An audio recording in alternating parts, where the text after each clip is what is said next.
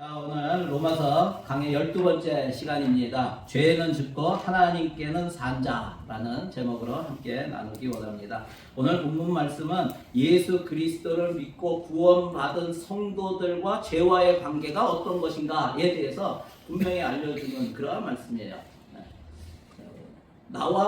내가 예수 그리스도를 믿었는데 나와 죄와의 관계는 어떤가?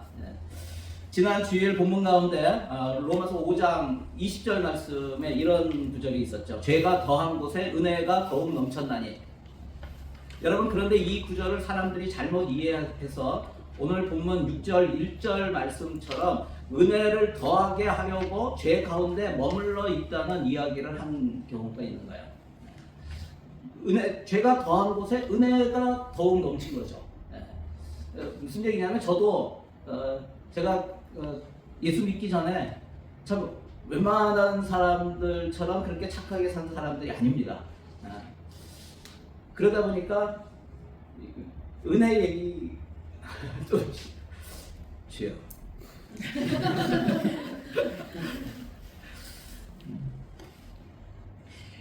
은혜 얘기가 나오면 막 눈물이 나오는 거예요. 여러분, 그런데 죄가 더했다고, 은혜가 더했다고, 죄가 더한 곳에 은혜가 더했다고 그 더 큰 죄를 지려고 하면 안 된다는 거예요. 은혜 가운데 더 있으면 안 된다는 거예요. 예를 들어서 이런 거죠. 탕자 이야기 아시잖아요.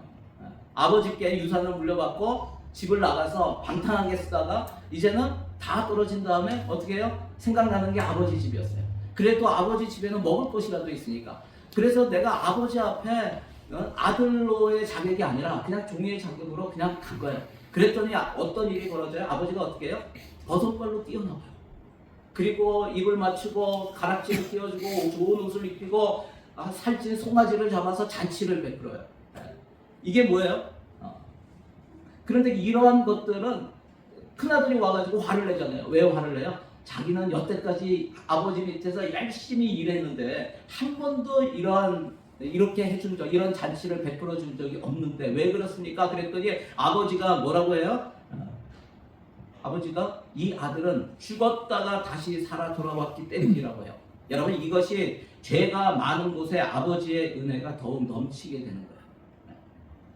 여러분, 그런데 그렇다고 이 돌아온 둘째 아들이 내가 죄를 많이 지었더니 아버지의 은혜가 넘쳐서 한 번도 해주지 않았던 살찐 송아지를 잡고 잔치를 베풀어 주시는구나. 그래? 그러면 내가 이번에는 더 큰 죄를 짓다가 와야지. 그러면서 집을 나가요. 여러분, 이래도 되는 거예요? 아니라는 거예요. 여러분, 어떤 사람이 강도짓을 해가지고 잡혀가지고 감옥에 들어갔어요. 그랬는데 광복절 특사로, 요번에 그랬죠. 광복절 특사로 보석이 됐어요. 풀려나왔어요. 그랬더니 야, 내가 강도질을 했는데 풀려났어. 은혜를 받았어. 그래, 이번에는 더 큰 은혜를 받고 싶구나. 내가 살인을 하고 들어가야지. 그래서 살인죄를 저질렀어. 여러분, 말이 안 되는 거잖아요. 그런데 그렇게 하는 사람들이 있다고 하는 거예요. 이에 대해서 2절에서 바울은 단호하게 그럴 수 없다라고 합니다. 그럴 수 없다. 죄에 대하여 죽은 우리가 어찌 그 가운데 더 살리요? 이렇게 얘기하는 거예요. 그러면서 6장의 주제와 같은 중요한 사실을 선포합니다. 뭐예요? 예수 그리스도를 믿는 사람들은 죄에 대하여 죽은 사람들이다. 여러분은 어떠세요? 예수 그리스도를 여러분의 인생의 하나님으로, 주인으로 믿고 그분을 내 마음에 모셨습니까? 내 인생 가운데 모셨습니까? 영접하셨습니까? 그러면 여러분들은 그리스도인이에요. 여러분들은 새로운 생명을 갖고 있는 사람들이에요. 무슨 얘기냐면 여러분들은 이제 더 이상 죄에 대해서 산 사람이 아니다라는 거예요. 죄에 대해서 죽은 사람이다 라는 것을 얘기합니다. 여러분 꼭 기억하시기 바랍니다. 그럼 죄는 죽고 하나님께는 산 자의 특징이 무엇인가? 오늘 이것에 대해서 제가 세 가지를 오늘 본문 내용을 가지고 말씀을 드리려고 합니다. 첫 번째는 더 이상 죄의 세력 아래 있지 않습니다. 여러분, 예수 그리스도를 믿는 사람은 더 이상 죄의 세력 아래 있지 않음을 기억하시기 바랍니다. 우리가 지난주에 읽었던 5장 21절 말씀 우리 같이 한번 읽어볼까요? 자, 시작. 이는 죄가 사망 안에서 왕노릇한 것 같이 은혜도 또한 의로 말미암아 왕노릇하여 우리 주 예수 그리스도로 말미암아 영생에 이르게 하려 하니라. 전에는 죄가 지배했던 인생인데 이제는 뭐예요? 은혜가 지배하는, 은혜가 왕노릇하는 그런 인생이 되었다는 것이에요. 다시 말하면 죄가 여전히 영향력을 가지고 있지만 더 이상 우리를 지배하지는 못하기 때문에 우리에게 명령하지 못한다는 거예요. 죄의 세력 아래에 있기 때문에 이제는 더 이상 죄에 대해서 우리가 거부할 수 있다는 거예요. 여러분 조금 쉽게 설명하자면 이런 예를 제가 이렇게 어제 말씀 준비하면서 이런 예를 생각을 했는데 뭐냐면 얼마 전에 한국 축구에 감독이 바뀌었어요. 누군지 아세요? 그 전에 감독이 누구였어요? 독일 사람이었죠. 클린스만이라고 하는 사람이 2월 달에 경질이 됐습니다. 그리고 감독을 계속 찾다가 결국 감독이 된 사람이 누구냐면 홍명보 감독이에요. 뭐 문제도 많았어요. 그런데 만일 지금 국가대표가 경기를 한다 하면은 누구의 말을 들어야 돼? 만일 거기에 클린스만 전 감독이 와가지고 선수들한테 이거 이렇게 하십시오, 이렇게 해요, 막 이렇게 지시를 했어요. 거부할 수 있다. 홍명보 감독, 현재의 감독이 지시를 하면 그것을 따라야 돼요. 그런데 옛 감독이, 전 감독이 지시를 하면 그것을 거부할 수 있다는 거예요. 여러분 마찬가지입니다. 예수를 믿고 구원받은 성도는 신분이 바뀌었고 그의 삶을 지배하는 세력이 이제는 죄에서 은혜로 바뀌었다는 거예요. 우리 골로새서 1장 13절 말씀 다시 읽겠습니다. 그가 우리를 흑암의 권세에서 건져내사 그의 사랑의 아들의 나라로 옮기셨으니. 여러분 복음은 우리의 눈을 뜨게 해서 어둠에서 빛으로, 사탄의 권세에서 이제는 하나님께로 돌아오게 된 것이에요. 그게 바로 복음이에요. 더 이상 죄의 세력 아래 있지 않다는 말을 여러분 잘못 오해하면 안 돼요. 이것이 더 이상 우리 안에 죄가 없다라거나 우리에게 죄가 우리에게 전혀 영향력을 미치지 못한다라는 의미는 아니라는 거예요. 죄는 여전히 힘을 가지고 있습니다. 하지만 더 이상 우리에게 명령하지 못하고 또 우리도 죄에게 더 이상 복종할 의무가 사라졌다는 거예요. 여러분 혹시 어릴 때 개에게 물려보신 분 계세요? 개에게 물려본 사람들은 트라우마가 있어요. 그래서 개가 오면은 멀리서부터 벌써 두려운 마음이 들어요. 저랑 아주 가까운 사람이 산책을 같이 나가다가도 저 앞에서 개가 온다 그러면은 돌아가자고요. 그런 게 있어요. 그런데 여러분 아주 귀엽게 생기고 착하게 생겼는데 사람만 보는 아주 나쁜 버릇이 있는 개가 있었어요. 그래서 주인이 그 개를 목줄에 매어서 기둥에 묶어놨어요. 마치 이런 거죠. 제가 사진을 하나 구해왔어요. 이렇게 묶어놨어요. 이렇게 기둥에. 여전히 여러분 그 개에게 물렸던 사람은 여전히 그 개를 보면은 그 과거의 경험으로 인해서 두려운 마음이 듭니다. 그리고 그 개도 묶여 있지만 여전히 나를 보고 어떻게 해요? 크게 짖어요. 막 또 으르렁거리기도 하고 그러면은 그 소리를 들으면서 움찔하죠. 그런데 그 목줄이 있기 때문에 어떨 때는 내가 가까이 가면 확 달려들기도 해요. 그런데 목줄이 있어야 그 목줄 너머로는 못 온다는 거예요. 그래서 내가 그 목줄 그 길이보다 가까이 가지만 않으면 나를 물지 못한다는 거예요. 나에게 달려들려고 하지만 달려들 수가 없다는 거예요. 여러분 우리가 일부러 묶인 개에게 가까이 가지만 않는다면 그 개는 나를 물지 못합니다. 여러분 그 개가 짖기만 할까요? 으르렁거리기만 할까요? 어떨 때는요 꼬리를 흔들어요. 그러면서 귀여운 척을 해요. 이쁘영만 하면서 그러면 어떻게 개 귀엽다고 하면서 이렇게 가까이 가요. 그런데 이 개가 어떤 나쁜 습관이 있다고요? 가까이 오면 문다고요. 가까이 갈 때 그렇게 막 꼬리를 흔들며 예쁜 모습으로 유혹을 했는데 가까이 가면은 물어버려요. 여러분 그런데 그 유혹 물리치고 그 끈 길이 밖에만 있으면 물리지 않게 된다는 거예요. 그 개는 물 수가 없어요. 여러분 저는 믿는 그리스도인에게 죄가 그렇다는 것이에요. 그리스도인들을 지배하고 있는 것은 죄가 아니기 때문에 은혜이기 때문에 죄는 더 이상 우리를 지배하지 못하고 쫓겨난 것이에요. 하지만 마치 기둥에 묶인 개처럼 여전히 나를 향해 짖으며 나에게 안 오면 물 거야 하면서 으르렁거리며 나를 무섭게 할 수 있다는 거예요. 또 달콤한 속삭임으로 우리를 유혹할 수 있어요. 그러나 우리에게는 그 으르렁거리고 멍멍 짖는 소리와 그 달콤한 유혹을 거부하고 무시할 수 있다는 거예요. 이제는 거부할 수 있어요. 여러분 이게 죄와 우리의 관계예요. 여러분 한번 적용해 보세요. 죄에 대하여 거부하지 못하고 끌려가고 있는 것이 있습니까? 우리가 예수 그리스도를 믿는데도 이런 모습이 있다는 거예요. 또 최근에 죄에 대해서 내가 너! 하고 거부한 그런 경험이 있으십니까? 한번 그걸 나눠보시기 바랍니다. 그러면 죄는 죽은 사람은 어떻게 죄에 대하여 죽게 되었을까?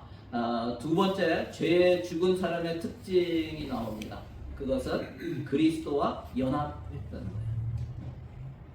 여러분 오늘 본문은 3절 말씀입니다. 같이 읽겠습니다. 무릇 그리스도 예수와 합하여 침례를 받은 우리는 그의 죽으심과 합하여 침례를 받은 줄을 알지 못하느냐. 6장 전체의 내용은 은혜로 구원받은 성도가 어떤 존재인가를 보여줍니다. 한마디로 말하면 성도는 어떤 존재인가? 성도는 예수님과 연합된 존재라는 거예요. 우리가 예수 그리스도를 믿을 때 우리는 영적으로 예수님과 연합하게 됩니다. 연합했다는 게 무슨 뜻일까요? 나는 예수 그리스도와 연합했다. 연합했다는 게 무슨 뜻이냐면 예수님과 같은 체험을 이 땅에서 나누는 존재가 되었다는 거예요. 예수님과 연합했다. 예수님의 경험을 내가 이 땅에서 하게 된다는 거예요. 어떤 체험이에요? 첫 번째는 우리는 이 땅에서 십자가의 죽음을 맛보게 돼요. 여러분 3절에 나오는 침례라고 번역된 단어는 헬라어로 밥티조라는 단어예요. 밥티조의 뜻이 뭐냐면 영어로는 베티즘이라고 그러죠. 밥티조의 뜻이 뭐냐면 물에 잠기거나 가라앉는 것을 나타냅니다. 그래서 이것이 물에 잠기거나 가라앉는다. 이게 뭐예요? 죽음을 의미하는 거예요. 예수님이 마태복음 16장 24절에 제자들에게 이렇게 말씀하셨어요. 누구든지 나를 따라오려거든 자기를 부인하고 자기 십자가를 지고 나를 따를 것이니라. 여러분 우리의 삶에 우리가 이 땅에서 예수 그리스도와 연합했기 때문에 우리의 삶에 십자가가 있다는 거예요. 우리의 삶에 핍박과 고난과 고통이 있다는 거예요. 세상 사람들이 우리가 예수 믿는 것으로 말미암아 우리 예수 믿는 사람들에게 예수님께 했던 것과 같이 그렇게 우리를 핍박하게 된다는 거예요. 여러분 우리는 이 땅에서 예수님처럼 방해를 받게 되고 핍박을 받게 되고 어려움을 받게 될 것이에요. 우리는 예수님처럼 그 십자가를 지고 가게 된다는 거예요. 여러분 그런데 그것이 끝이 아니에요. 예수님과 연합했다 하는 것은요 예수님의 경험을 나누는데 그냥 십자가의 경험만 나누는 게 아니라 또 무슨 경험을 해요? 우리는 부활을 통해서 새로운 생명에 이르게 된다는 거예요. 부활을 경험하는 거예요. 우리 4절 말씀 같이 한번 읽겠습니다. 자 시작. 그러므로 우리가 그의 죽으심과 합하여 침례를 받음으로 그와 함께 장사되었나니 이는 아버지의 영광으로 말미암아 그리스도를 죽은 자 가운데서 살리심과 같이 우리로 또한 새 생명 가운데서 행하게 하려 함이라. 아멘. 여러분 이 말씀처럼 우리가 비록 이 땅에서 십자가를 지고 또 죽을 것 같은 그런 어려움과 고통과 고난과 박해를 받게 되지만 또 우리에게 있는 것이 있다고 하는 거예요. 그게 다가 아니라는 거예요. 그게 무엇입니까? 우리에게는 살리심이 있다는 거예요. 또 우리에게는 부활과 새 생명의 능력이 있다는 거예요. 5절 말씀 다시 또 한번 읽겠습니다. 시작. 만일 우리가 그의 죽으심과 같은 모양으로 연합한 자가 되었으면 또한 그의 부활과 같은 모양으로 연합한 자도 되리라. 아멘. 성도는 주님의 죽음에 동참하는 사람이에요. 그것뿐만이 아니라 성도는 주님의 부활에도 동참하는 사람이에요. 더 나아가 주님과 함께 죽음의 권세를 깨뜨리고 부활했다는 거죠. 여러분 믿으십니까? 우리 8절 말씀 같이 읽겠습니다. 만일 우리가 그리스도와 함께 죽었으면 또한 그와 함께 살 줄을 믿으니. 계속해서 강조되고 있는 것이 뭐예요? 지금 그리스도와 함께, 또 그리스도와 함께, 그리스도와 함께 뭐 했다고요? 그리스도와 함께 죽었고 그리스도와 함께 다시 부활했고 또 그리스도와 함께 한다. 여러분 이것이 성도의 현재 신분이고 마지막의 모습이에요. 우리는 이것이 어떻게 가능할까요? 여러분 부활에 동참했다. 부활의 의미가 뭐예요? 우리는 이 땅에서 이미 물론 나중에 몸의 완전한 부활을 경험하게 될 거예요. 그런데 지금 우리가 이 땅에서 그리스도인으로 살면서 예수 믿었으면 죽음과 부활에 연합했다는 거예요. 지금 우리는 부활을 경험하고 부활 가운데 부활의 생명으로 살고 있는 거예요. 여러분 부활이 뭐예요? 부활이라고 하는 것은 성령님이 우리에게 허락되었다는 거예요. 성령님이 우리에게 허락되었다. 그리스도와 함께 부활한 자들, 새 생명을 얻은 자들에게 임하는 영이 있는데 그게 뭐라고요? 성령이라고. 제가 예수님 믿을 때 그 목사님이 그러시더라고요. 예수님을 영접하면 신이 임한다 그러더라고요. 신이 나한테. 제가 예전에 믿기 전에 많이 들었던 거예요. 신내림. 그런데 그게 잡신이 아니라 거룩한 영이다. 하나님의 신이다. 여러분 맞습니다. 우리가 예수 그리스도를 믿으면요, 예수님과 함께 죽고 부활하는 거예요. 그 부활이라는 게 뭐냐면 우리 안에 하나님의 영, 거룩한 성령이 우리 가운데 임하는 거예요. 부활로 말미암아 성령이 우리에게 부어졌습니다. 여러분 믿으십니까? 요한복음 16장 10절 같이 읽겠습니다. 그러나 내가 너희에게 실상을 말하노니 내가 떠나가는 것이 너희에게 유익이라. 내가 떠나가지 아니하면 보혜사가 너희에게로 오시지 아니할 것이요 가면 내가 그를 너희에게로 보내리니. 부활하신 예수님께서 제자들에게 부탁하신 말씀이 뭐예요? 성령의 능력이 임할 때까지 기다리라는 거예요. 그리고 나서 예수님이 떠나셨어요. 그리고 나서 어떤 일이 벌어져요? 마가의 다락방에서 오순절 때 성령이 임하십니다.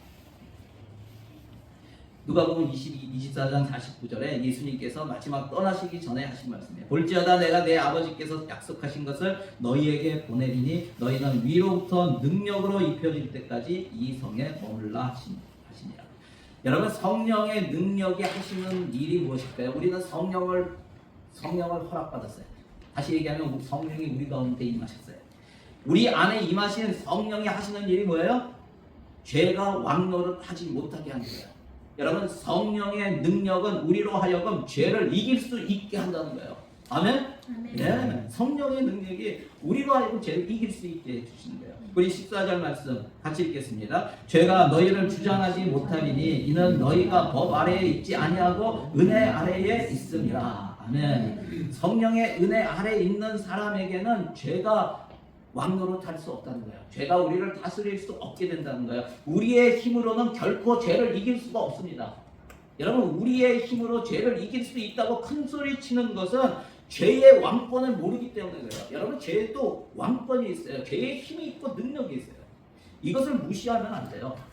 여러분 우리가 여러분 이 땅에서 안 되는 게 굉장히 많아요. 내 힘으로 무엇인가를 하려고 할 때 안 되는 게 있어요. 어떤 분들은 담배를 끊는 것도 내 힘으로 안 돼요. 술을 끊는 것도 내 힘으로 안 돼요.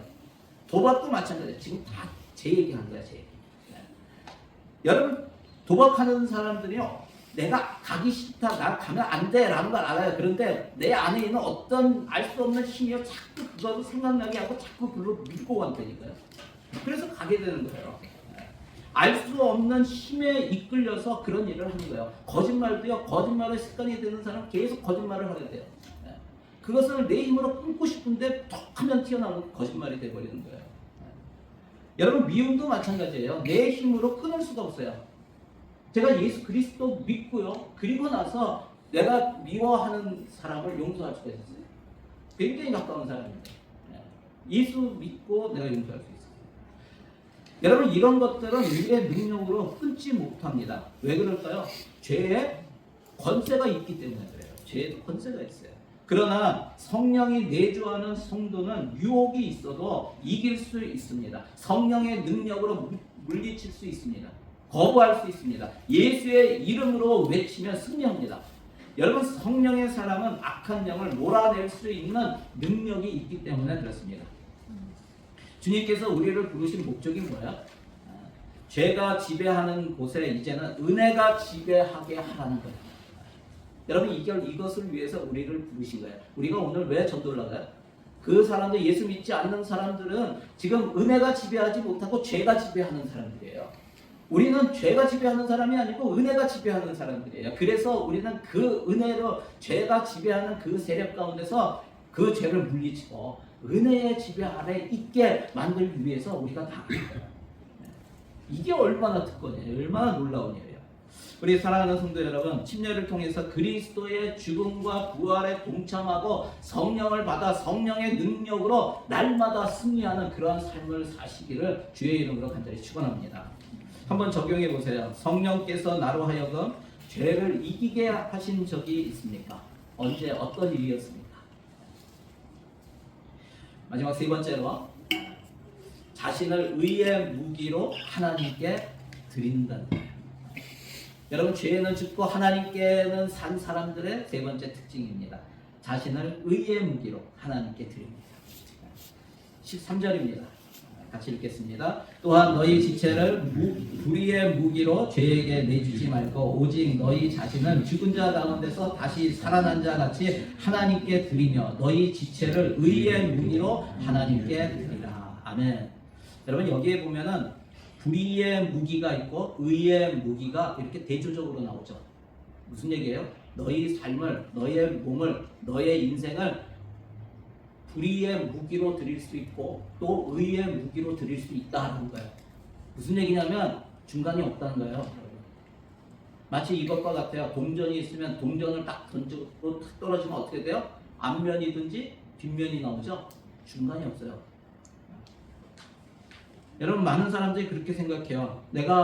나는 하나님께도 속하지 않고 마귀에도 속하지 않는 그런 사람입니다 라고 생각해요. 여러분, 그럴 수 없어요. 하나님께 속하지 않으면 마귀에게 속해져 있는 거예요. 마귀에게 속해져 있지 않으면 우리는 그 사람은 하나님께 속해져 있는 사람이에요. 중간이 없습니다. 여러분, 우리가 하나님께 사용하시는 사람이면 하나님께서 사용하시는 사람은 그 사람은 의의 무기로 드린 사람이에요. 하나님께서 사용하지 않는 사람은 불의의 무기로 자신의 삶을 살고 있는 거예요. 영적인 중간 상태는 없습니다.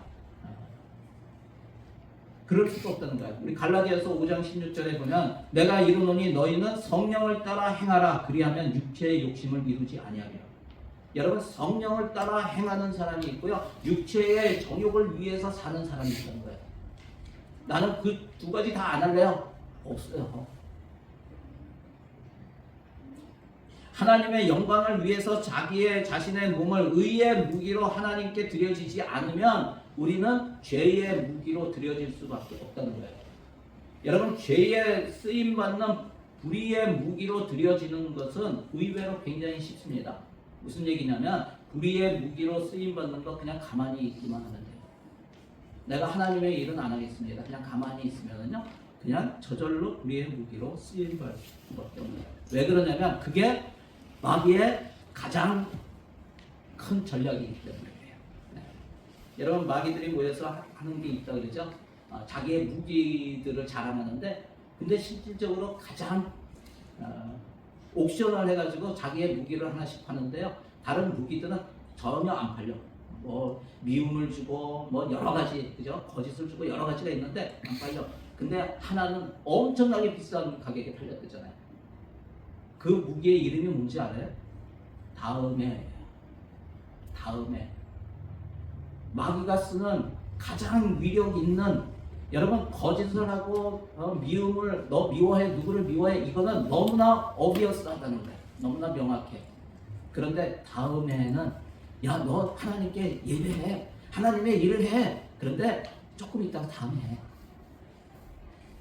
그 마음은 마치 그래, 다음에 하면 되지. 그런데 아무것도 안 하고 있으면 이미 벌써 마귀에게 미혹당하는. 여러분 이런 일이 일어나는 것은 자신의 신분을 모르거나 있기 때문에 그래요. 우리가 자신의 신분을 자꾸 잊어요.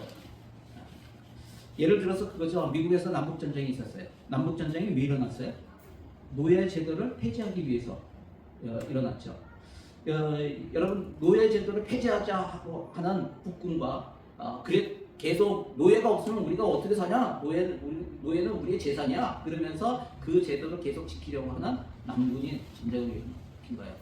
그랬는데 누가 이겼어요? 북군이 이겼습니다. 아브라함 링컨이 이끄는 북군이 이겼습니다. 그랬는데 그래서 완전히 이 미국 전역에서 노예 제도가 폐지됐어요. 그런데 일부 남부 지역에서는요, 여전히 오랜 세월 노예로 지내온 사람들이 자신들의 새로운 신분을 이해하지 못했다고 해요. 그래서 노예 제도가 사라졌는데 자유의 몸이 되었다는 말을 수백 번 들었는데도요, 저쪽에서 옛날 그 주인이 오면은 벌벌 떨고 그 사람이 뭐라고 하면은 그 일대로 그대로 복종하고 그 일을 행했다는 거예요. 그리고 심지어는 주인한테 가가지고 옛날 주인에게 가가지고 나를 팔지 마세요. 저는 이 집에 묶여 있습니다. 라고 했던 사람들도 많다는 거예요. 왜 그래요? 자신의 신분이 바뀐 것을 모르는 거예요. 또는 잊었기 때문에. 그리고 여러분 그리스도인이 그렇게 살 수 있다는 거예요.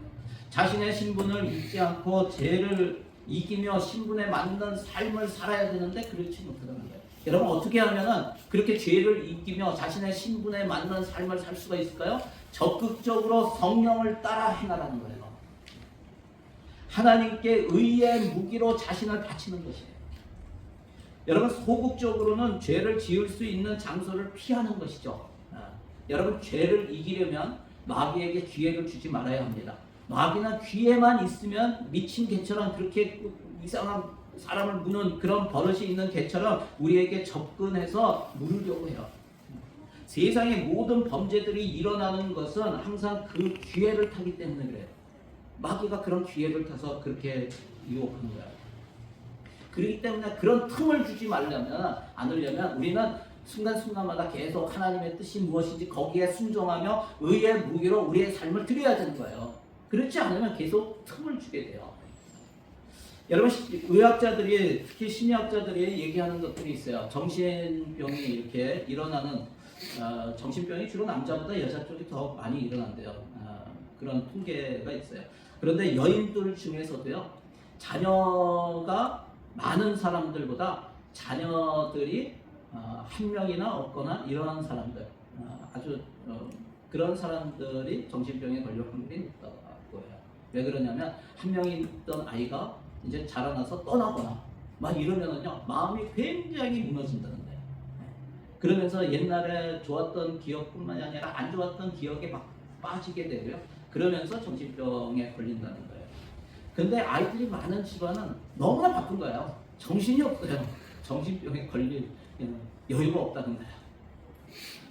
여러분 영육이 강건해지는 비결은요, 주님의 일에 힘쓰는 자가 되는 거예요. 성령 안에 있는 사람, 옛사람이 죽은 존재의 모습은요, 갈라디아서 5장 24절에 잘 보여주고 있어요. 같이 읽겠습니다. 그리스도 예수의 사람들은 육체와 함께 그 정욕과 탐심을 십자가에 못 박았느냐. 여러분 의의 무기로 자신의 삶을 드리지 않으면요, 자꾸 뭐가 일어나냐면 정욕이 일어나요. 욕심이 일어나요. 제가 그랬어요. 제가 목회를 그만두고 17년 목회했다가 그만두고 잠시 쉬었던 적이 있어요. 그때 굉장히 힘들었어요. 처음에는 자유로워서 좋은 것 같지만요, 며칠 못 간 것 같아요. 제가 얼마 전에도 지난주에도 어떤 목사님과 얘기하면서 그분이 굉장히 큰 교회를 하셨어요. 크라이처치에서 큰 교회 하셨던 분인데 그분이 조기 은퇴를 하셨어요. 63세인가 조기 은퇴를 하셨어요. 그리고 나서 처음에는 좋았대요. 한 얼마 동안은 좋았대요. 그리고 난 다음에 막 미칠 것 같아요. 너무나 힘들었답니다. 괴롭고 힘들고. 그러다가 오클랜드의 어떤 교회에서 설교 목사로 잠시 그 목사님이 안 계셔서 그분을 이렇게 청빙을 했어요. 잠시 담임 목사 오기 전까지 이 교회에서 설교를 해주십시오. 그랬더니 그 목사님께 너무나 고맙다. 너무나 고맙다. 만날 때마다 밥을 사겠다. 제가 어저께 들은 얘기예요. 그분한테 소개해준 그 목사님이 말씀해 주신 거예요. 여러분 그렇습니다. 여러분 우리가 의의 무기로 우리의 삶을 하나님 앞에 드리지 못하면요 계속 유혹이 와요. 계속 유혹. 여러분 세 사람으로 승리하는 성도들이 다 되시기를 바랍니다.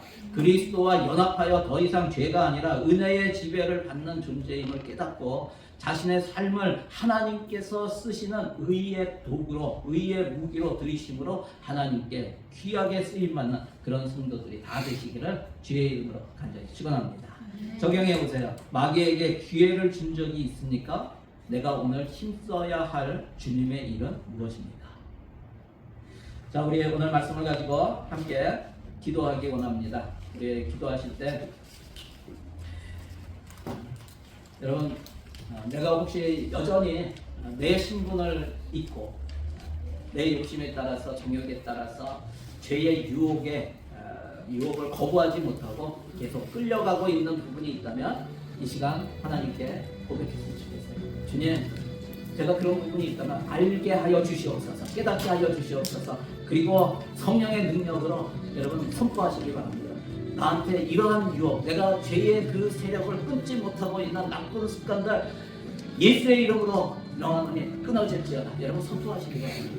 그리고 성령님, 내가 이제 하나님께 의의 무기로 드려질 수 있도록 나를 붙들어 주시고 이끌어 주시고 나를 사용하여 주시옵소서.